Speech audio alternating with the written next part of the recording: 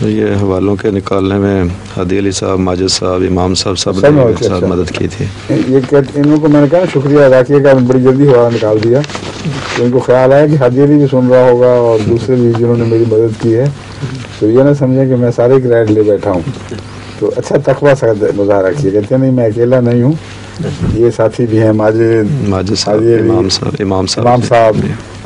جب میں کوئی حوالہ فوراً کہتا ہوں نکال کے لاؤ، تو یہ ان سب کو کہتے ہیں، یہ سب مدد کرتے ہیں. ٹھیک ہے جی، جزاک اللہ، جزاکم اللہ. سنتے اور یہ ایک ادارہ ہے. جب کوئی حوالہ نہ ملے ہمیں یہاں سے، تو پھر حوالوں کے بادشاہ جو ہے نا مولوی دوستوں صاحب، ان کو فیکس بھیجتے ہیں جی، اور وہ ضرور نکال لاتے ہیں کہیں سے.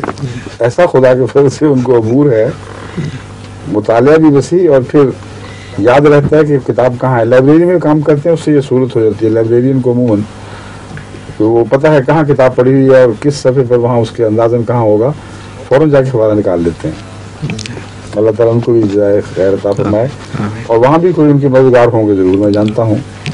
ان کا نام آئے نہ آئے، اللہ کے علم میں ہے. اللہ تعالیٰ ان کو بھی جزا دے. بعض کا تو ضرور نام لکھتے بھی ہوتے ہیں. بعض خود بھی لکھ دیتے ہیں. نعمت اللہ صاحب بشارت کا نام لکھتے ہیں، ریاض محمود باجوہ کا نام لکھتے ہیں.